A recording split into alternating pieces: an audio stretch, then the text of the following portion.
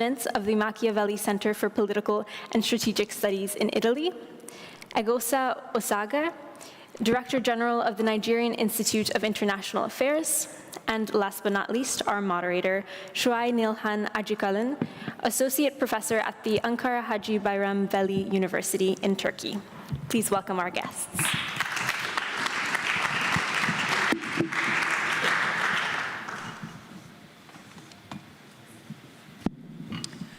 Hello again and good afternoon. After the 2 days very hectic program of the Global Budapest Dialogue, first of all, I would like to thank you to invite us, the ORF and the Hungarian Institute of International Affairs, to use the time very efficiently. We have a very important and distinguished speakers in our panel today, and I would like to start very fast. I would start with Thomas.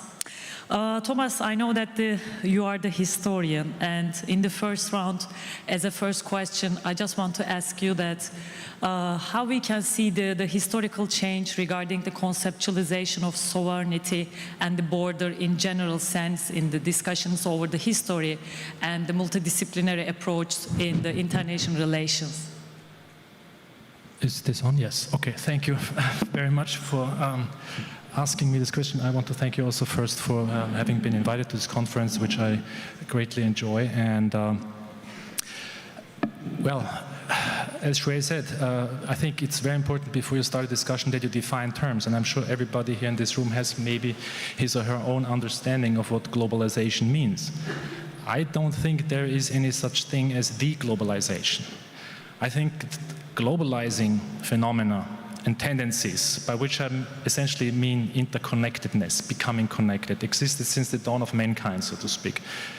It's not a continuous process, but it comes in phases. It's not always everywhere and in every realm of life. Sometimes it's here and there, sometimes it's there, sometimes it's more, sometimes it's less. In a sense, the first act of globalization was when Homo sapiens migrated to every inhabitable place in the world. If that hadn't happened, we wouldn't be talking about this in the first place.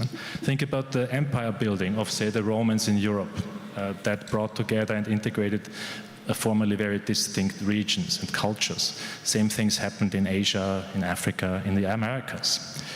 The old world became interconnected through trade routes, Silk Road, slave trade routes, or disease, like the Black Death. And even there we have empire building, for example, in the case of the Mongols and their successor empires. The European explorations then in the early modern period connected this old world with the new world. And again, we have an exchange of ideas, goods, peoples, diseases, etc. And we could continue this to this very day. During all these times, borders have existed as well, sometimes more pronounced, sometimes less. And parallel to these two phenomena, globalization and borders, occurred a third development, namely that all of mankind acquired and keeps acquiring an ever higher living standard and greater prosperity. And this tells me that the existence of borders does not, historically seen, prevent whatever positive effect globalization may or may not have on the well-being of man. So I don't really see a direct correlation between globalization and fragmentation. I don't think it's the case that if globalization rises, then fragmentation decreases by the same proportion and vice versa. If I may add some other aspect too, that I really think also that the history of mankind is characterized by an ongoing homogenization process. That is a step-by-step process on an ever more encompassing regional level. What do I mean by this? It all started with nomadic tribes and clans. They were truly independent. They had their own rules and absolute independence. Once man settles down and builds a village and starts agriculture, everybody who lives in that village has to obey these rules. The next step would be a larger village, or maybe even city, maybe even a city-state. The next step would be what in Europe we call the nation-state. And now we have greater regions, I would call them greater regions, maybe you could also call them super-states of the multipolar world, like the US, China, India, the EU, which hasn't made that step yet, and Russia. The former Soviet Union would be also a great example. And whenever this regional homogenization happened, we had the same procedures. We have an exchange of ideas, we have the establishment of common laws and institutions, we have a homogenization of language and culture, and the facilitation of trade. Old rights were abrogated, sovereignty was given up, sometimes voluntarily, sometimes not, and old traditions were superseded and or destroyed. So I don't know where this is going. My guess would be this is probably it. Yeah? I'm not so sure if this one village idea is realistic, but I think I'll stop here now and return the word to Shui. Thank you, Thomas. I got some notes related with especially your quote. There is a direct correlation between globalization and fragmentation. I think it would be an interesting input for the second round. I will give the floor to Matthias. Matthias, as I mentioned that in the first round, I would like to take your point of view as an economist at the same time, how you see the economic component of the globalization and how it's affected debates over the border and the sovereignty in this age. Okay, the topic we are going to address in this particular panel, it's a very broad topic, borders. And there are, of course, many voices popping up in my mind about the importance of borders, the relevance, where borders are becoming increasingly less relevant, and where we shouldn't have borders in the first place. Now, I think physical borders, they are important primarily for two reasons. To control migration for the sake of maintaining public order. Some would go so far and call it national security, and to control migration into social welfare systems or social security systems, whereby here the overarching policy objective would be justice. But when we talk about commercial globalization, it is not so much physical borders that are relevant here. It is much more regulatory borders. Regulatory borders that are operated and actually well maintained by national governments in Europe. It's also EU institutions on top of national governments, and very often for the sake of protecting well-organized domestic interests or domestic industries, when you look at it from an economics or political economy point of view. And very often, regulatory borders are not about sovereignty. They are about maintaining bureaucracy. The European Union is a prime example we can get back to in a minute.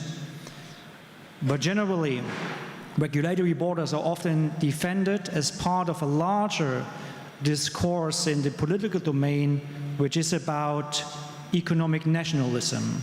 And this debate about sovereignty and economic nationalism, it unfortunately, from my point of view, still resonates very well.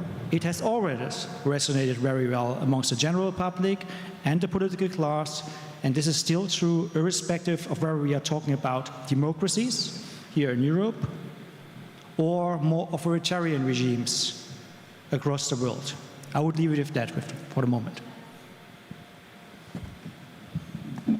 Thank you, Matthias. I think you touched upon the last part, is the tariff regimes and economic nationalism. It's that has been debated in the last 2 days in here as well, and it turns to be more interesting. Right now, I would like to turn to Daniela. He already mentioned about to control borders and these kind of the important concepts that Matthias mentioned. I just want to ask you that for the first round, how you see the issue of sovereignty within the European Union since the integration has been discussed? Well, you know, one of the founding principles on which the European integration was started and carried on was, and still is, subsidiarity. It was implicit in the first agreements. It has been enshrined in the treaties since the Maastricht Treaty, and according to subsidiarity, decisions should be made at the lowest level possible with the higher powers intervening only when the local powers cannot achieve the objective in an effective way. Now, from my point of view, the European Union is clearly overreaching and betraying these principles, not just in border policies, but more broadly speaking, we can consider, just to name a few, the Green Deal, which is a sort of 5-year plan, possibly even more suicidal than the Soviet ones. You can mention the GDPR, which is crushing the innovative startups in the continent. You can mention the fact that we have something like 25,000 EU laws and regulations currently in force. The weaponization of the rule of law by part of the European Commission against Poland in the past, currently still against Hungary, just because those governments doesn't align, the Hungarian government doesn't align to the political wishes of the majority, or the political majority in the Commission and the Parliament. There are now proposals for further change in the treaty. Mr. Waniewski mentioned them this morning about further centralization, so really forging a sort of superstate of Europe. Now, when the Constitution was rejected by the popular vote, the European establishment actually had the option to just, pull the brakes and abandon the federalization project. Instead, they chose to double down, and they are now trying to forge a state without a constitution. But how do we call a state without a constitution?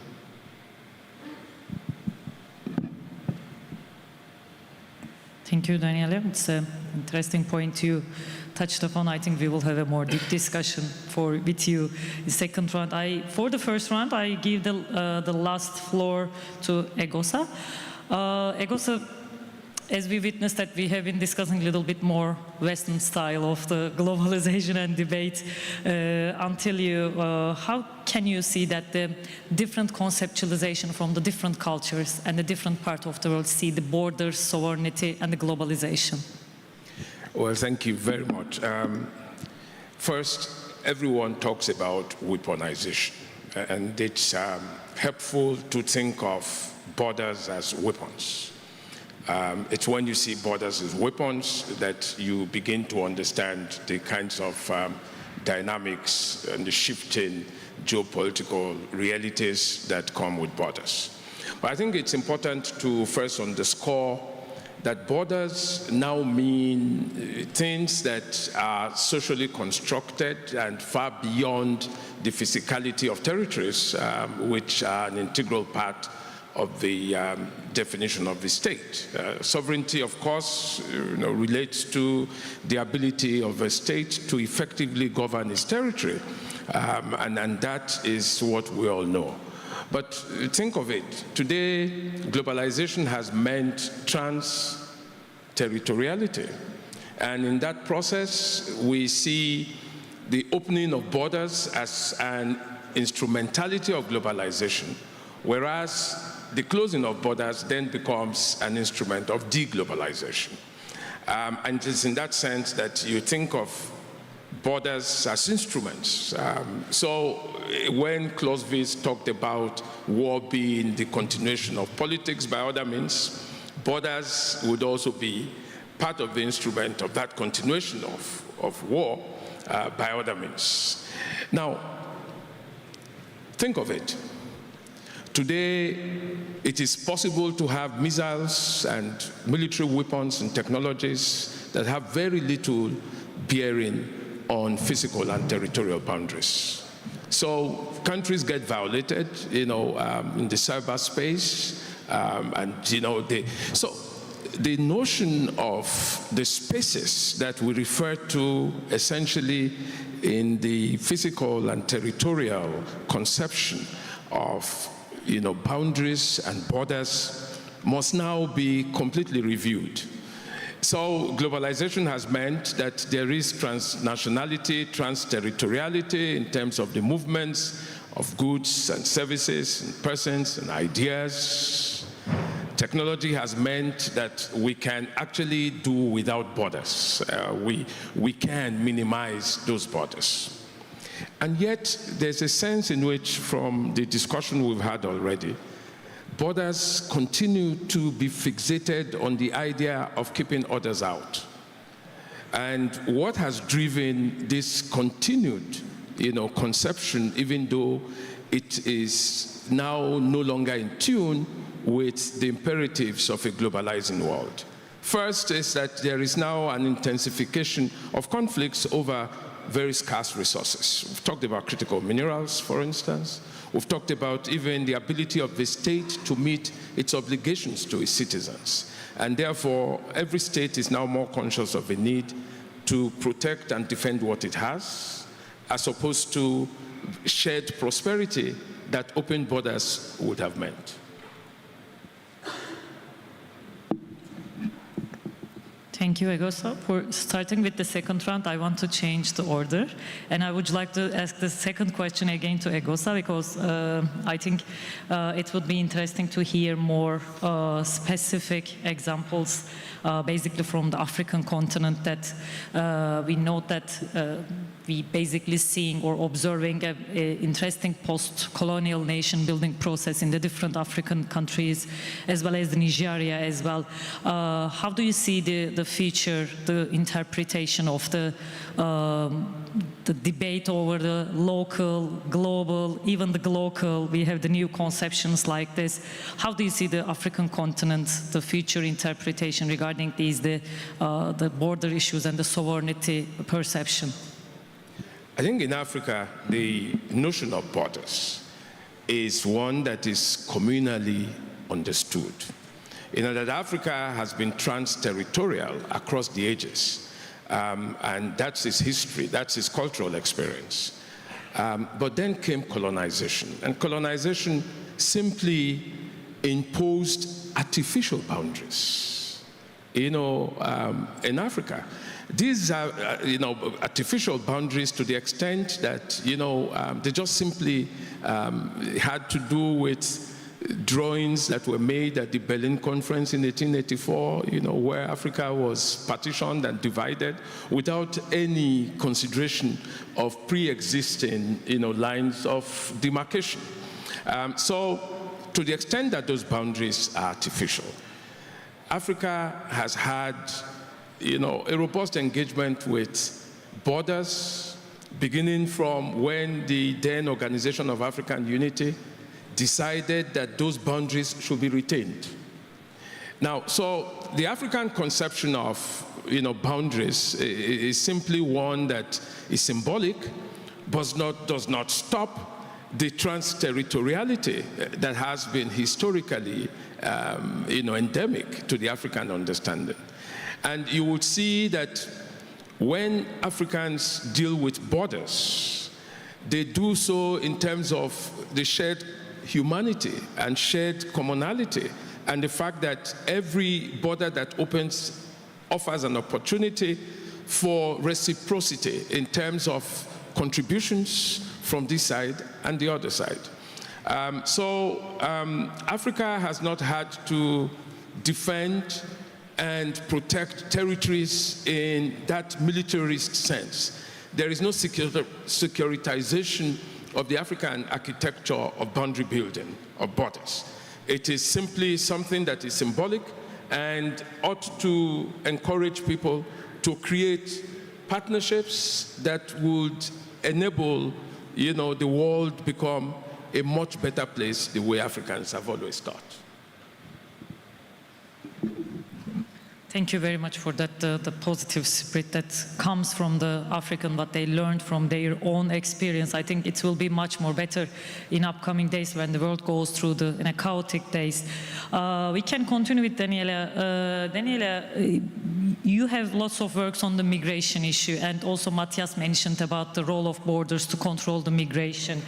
How do you see the next 10 years? Because the United Nations clearly say that there is a projection, seems to be not very optimistic, to increasing number of the refugees and the migration across the globe. How do you see the role of the borders when we are talking about the eroding of the real borders, at the same time the understanding of the borders by the European Union? How do you see the migration issue will come to the hands of the EU values and EU general as well? Well, let me start with a few numbers.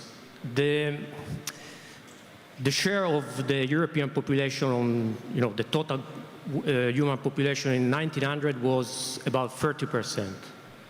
Then it went down in 1950, it was about 23%, and then fell off to currently is like 9%.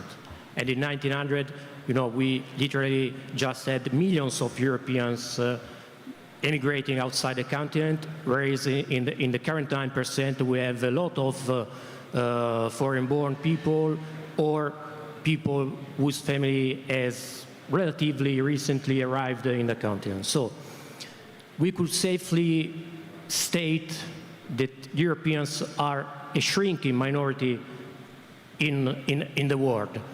We have plenty of projections about the fact that many native European peoples in Western Europe are bound to become minority in their own country by the end of this century. One was mentioned yesterday during the late evening debate, the one about the fact that white British are projected to become a minority in the UK by 2066. But we have similar projections for virtually every Western European countries. As the Machiavelli Center, we have realized one a few years ago for Italy as well. We are just a bit more lucky than the British, but because we expect to hold up more or less until the end of the century, but this is the trend for all the Western European countries. So, strong borders are needed in Europe in order to preserve European peoples, European cultures, and also, why not, human diversity?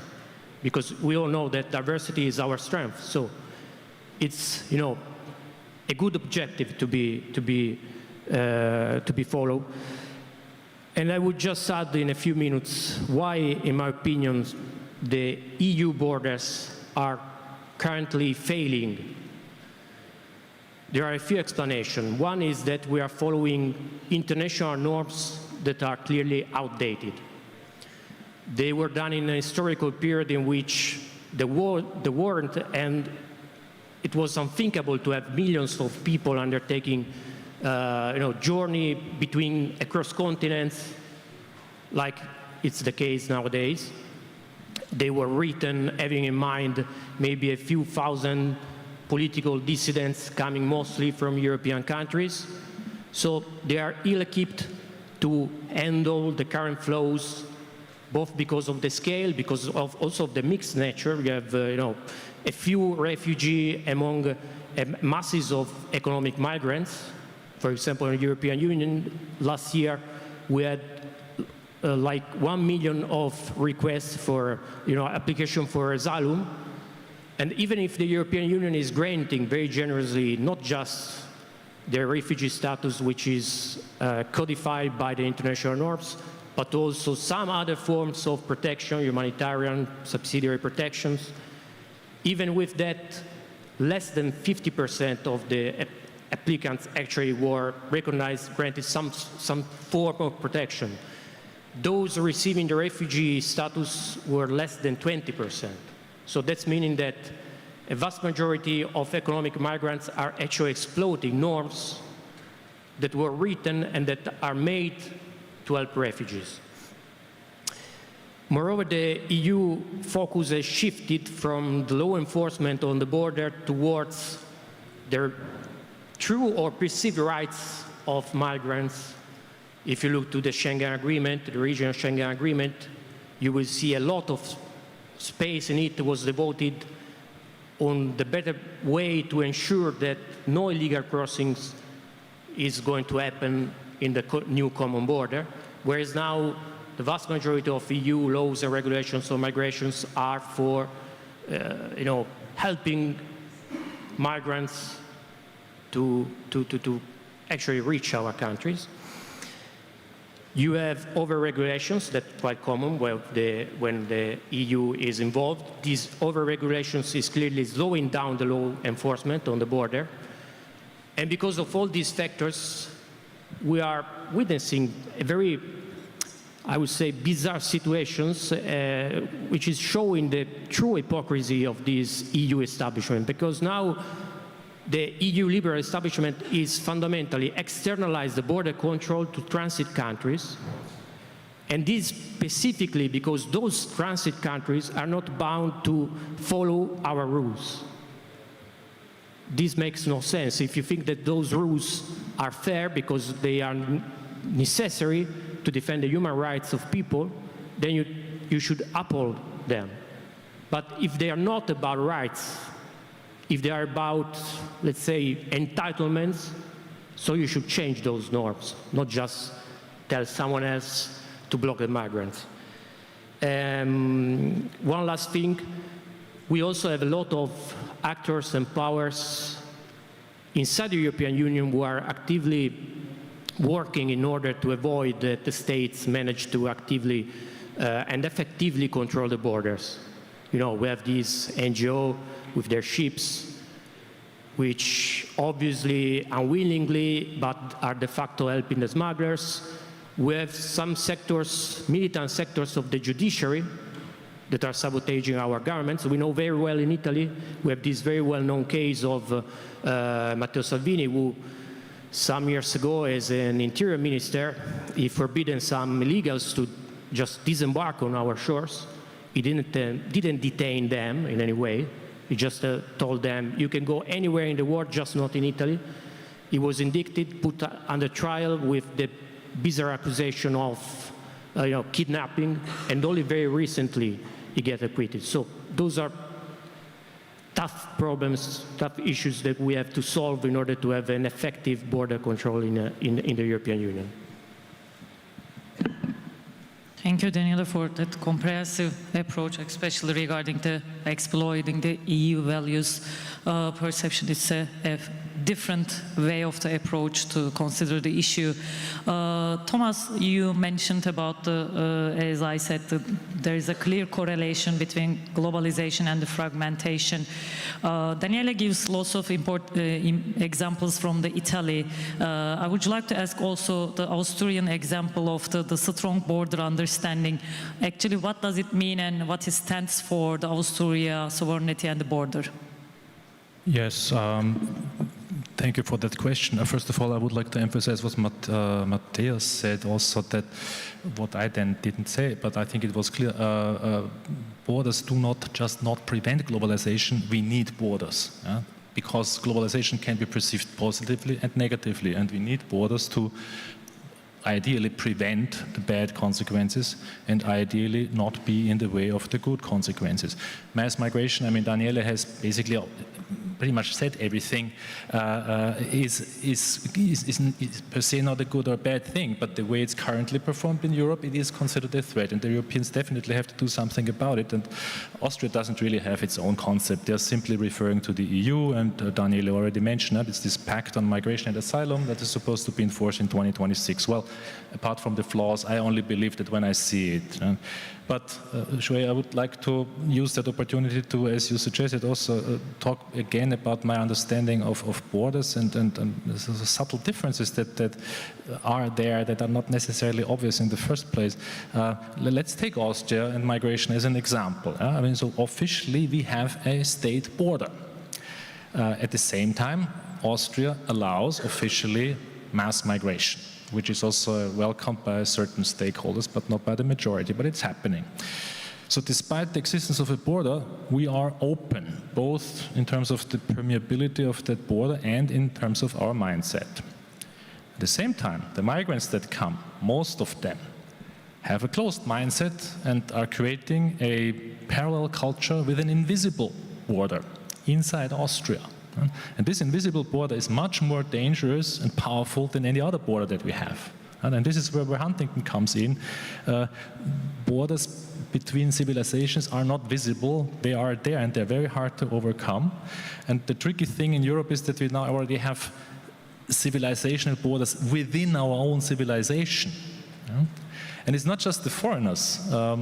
If you look at the EU, for example, I always like to make that example, and I could ask you all now, do you know the most favorite TV star in your neighboring country? Why I don't? We don't know that. Yeah? Despite the integration that is happening on so many levels, there are still so many invisible walls, of course, which are much harder to overcome than something like tariffs, which are regulatory and not visible in that sense. But still, I think it's really a matter of efficiency of measures in terms of cooperation across borders. If you want to deal with global problems, question of will maybe, which is absent in Europe in many cases, and we had so many examples here during this conference already. But with this Nietzschean thought, I'll just leave it for now. Thank you, Thomas. Matthias, in one of your works, you use the concept of the technology sovereignty. And in this case, I just want to ask actually two separate questions, but to understand the relations between how do you conceptualize the technology sovereignty while we are talking about the invisible walls in the global age? And can you also a little bit tell about in your first round speech, mentioned about the tariff regimes and basically the economic nationalism. So how do you see these three of them will shape the next years in terms of the real borders and the sovereignty? Okay, it's difficult to say what we are going to see in the future. Let me start with this political notion of technology sovereignty, sometimes referred to as economic sovereignty or strategic autonomy. It's been a political buzzword popping up in the EU at a time in which the EU faced, I would say, an institutional crisis after the Eurozone financial market and government debt crisis.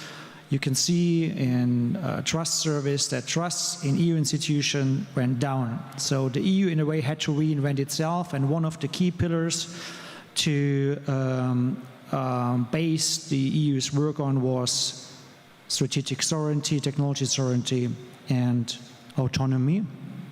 And it comes in different colors and different shapes. The concept is relatively vague, and depending on the policy areas that you look at, it can mean pretty much everything. It is a mix between political calls for command and control regulation, for desire on the side of ministries or governments to steer the outcomes of the economy at large, or at least the digital economy. But it is also some, I would say, well-grounded policy objectives like cyber security. As concerns economic nationalism, the debate in a way evolved towards what we have now, and this is the notion of resilience, or plainly speaking, to become less dependent on others, and to, in a way, give you some, an evolution of how this worked, but it's fictional. You can go back to George Washington, one of the great founding fathers, who once said that dependence on others is the worst vulnerability of all humanity, who was quoted by Abraham Lincoln, then quoted by Xi Jinping, who twisted it, saying, no, self-reliance is the path to strength. Xi Jinping, he argued that dependence on others is bad unless you depend on us. Donald Trump, of course, agreed. Joe Biden paddled back, said, well, maybe we depend on each other a little. And then Ursula von der Leyen came in and said, well, in the EU, we call it strategic autonomy and technological sovereignty. The problem is that we are also having a debate about competitiveness in the EU, and a debate about what we can do with our single market, which, beyond zero tariffs and the principle of mutual recognition, does not really exist in the EU. Now, if you open up a Pandora's box with this continuing debate and narrative about strategic sovereignty, you also empower national member states to call for sovereignty themselves and to avoid harmonizing commercial legal code in the EU or guarding their turf as concerns regulatory powers for pretty much every policy, sector-specific policies, but also horizontal policies. In the EU, we still have 27 countries, we still have 27 different national regimes for labor market policy, tax policy, business code, contract law. Add to that differences in pharmaceutical regulation, financial market regulation, and all sorts of other regulations. And this is not going to disappear at any time soon under the current institutional setup of the EU. Now add to that 24 different languages, 27 different regulatory dialects, and you will realize that there's not much to gain with the single market and competitiveness. Now, if competitiveness remains the goal in EU economic and trade policy, then I think we need to embrace something that I would call competitive harmonization, which is basically about harmonizing as much as you can, not necessarily under the principle of unanimousness. Economic integration and legal integration in the EU, it has never worked with full agreement by all. It has always required leadership, which is why I would call for a coalition of willing countries to go ahead with. Maybe or may not in alignment with the principle of subsidiarity, that always remains seen, but you always need to have someone in charge of developing the rules, designing the rules, but also enforcing the rules. And this is true for traditional political domains, but like security, controlling migration, but also for economic and trade policy. So my bottom line here is that if the real goal is competitiveness, I think if the EU wants to regain economic strength in relative terms to others which are not waiting for us, then we need to become more like China or the United States. Not in the negative sense, not by bullying others or raising protectionist walls, but by creating a real single market in which businesses can easily scale from one country to another. Wow, we have been discussing the economical, political, and the different perceptions of the borders, but I just want to make last round for just a few sentence question in a very, what I note that you have been saying. I have one provocative questions, last one. Do you think will physical walls turn to the invisible walls in soon when we are focusing on the reimagining the real borders while we are dealing with the global issues like the climate change, migration, pandemics? How do you see? I need just a few sentences. Can I just very quickly say, that it is true that countries have interests to protect, and for which reason they would go about control, defense, protection, and so on and so on. But I think there is an oversimplification, of the larger issues that relate to borders. For instance, from an African perspective, Africa has never closed its borders. Africa has been conquered. Africa has been, taken at will for its resources, for its people. And yet, Africa hasn't gone to the other side of the world to say, open your doors because we don't have the capacity to conquer and to control. So I think that these are issues that are up for debate, and you have raised the critical things. We're talking about climate change. We're talking about technological advancements. All of these things that have the tendency and the overall consequence of increasing global inequalities and creating room for global injustices. These are critical issues in border control and management that I think we should address. There's no way you can close borders and pretend that we can collectively deal with issues of climate change, for instance, because climate change is transnational. It has nothing to do with how much you control your borders or how much you keep people out.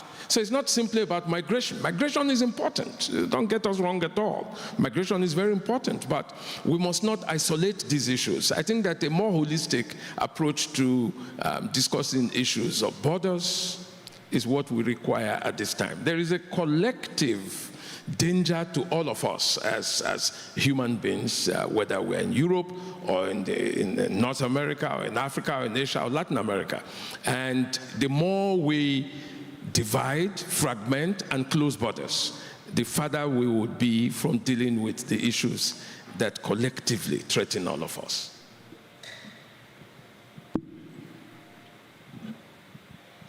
Well, the fact that who's taking advantage of having, no borders or weaker borders are always the stronger actors. Now, those could be, large multinational corporations, could be, organized crimes, could be terrorist groups. It is also the peoples who are currently booming. So those who are the strongest in terms of demography. That's the case of many African people. The Nigerian people is the best, possibly the best case of that. Nigeria is booming with its population. So, it's easier to speak about the fact that we want to have cooperative borders, we shouldn't close too much ourselves in the specific moment in which we are taking advantage of it. Not with bad intentions, I'm not saying that. But the fact of it's those who are taking advantage of the fact that the borders are quite open. And another brief things that I would like to stress, and partially was mentioned also before by others, is that you cannot cancel completely a border. If you try to cancel a border outside a nation, you're just moving it inside your nation. And we are experimenting it very well in Europe, in many European cities, when we are now witnessing those type of borders in the core of our cities between, ethnic districts. This is a big failure of any, policy to actually manage mass migration. Probably because you cannot manage mass migration. You can manage migration by reducing its number. But I think I'm very skeptical of any way to effectively manage migration flows where the numbers are so large. Yeah, I'm somewhat reluctant to make a final general statement about like hard borders versus invisible borders or soft borders. I mean, it's as I said, for me it's about the efficiency of the border. It doesn't matter whether it's visible or not, and whether it should be established or not. Again, depends on the issue that we're dealing with. So that's what I said at my opening statement. This is a very ongoing, always changing, complex project. So I know it's somewhat of a weasel answer, but as a historian particularly, you should only talk about the things that already happened and not what's happening right now or is going to happen. Okay, I would like to focus on regulatory borders which prevent voluntary transaction, which has largely nothing to do with the issue of migration. At the same time, I see that, and I think this is probably true for all of us here, we are somewhere between what's recently described in the book, globalists on the one hand and localists on the other. Most of us are hybrids. We love traveling, we love consuming foreign goods and services, we love to go to other countries for business. In fact, when you look at the numbers, it's clear the trend of commercial globalization, at the very least, trading goods and services still increasing, travel services increasing, and even beyond economics and business, cross-border marriages are also increasing. And I think this trend is not going to stop. I think many individuals, if not most globally, have an innate tendency to globalize, to enjoy what's happening beyond your own border. Now, focusing on voluntary transactions and regulatory barriers, I can only repeat, if the overarching objective of the EU, and this is, I think, true for most EU member states, is to improve the competitiveness of our businesses, the capabilities of what our individuals can do to make a good living. I think we need to get rid of borders in the sense that we need to get rid of regulatory fragmentation that is doing nothing more than to create bureaucracy and duplication. I think most Europeans, they share common consumer protection preferences, not necessarily consumer tasters. So this is probably one field where policymakers can act. We don't need to have, as a company, another tax accountant or legal advisor as soon as we want to send our goods or services to another EU member state.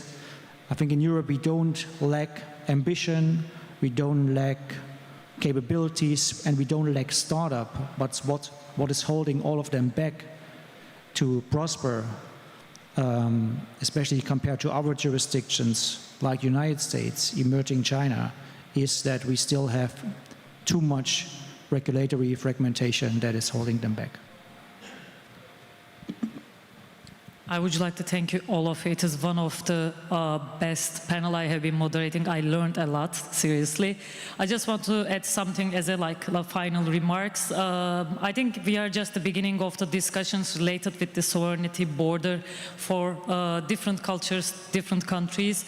But it will be interesting age that we have been both need to work on the how we can improve the globalization and its deficit, but at the same time how we can keep our national borders as much as possible, and it's not an easy balance, I would say.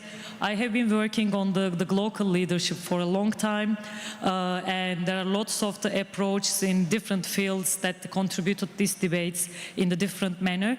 Once more, I would like to take to ORF and the Hungarian Institute of International Affairs and the great team of our panel. Thank you very much, and audience, thank you for listening.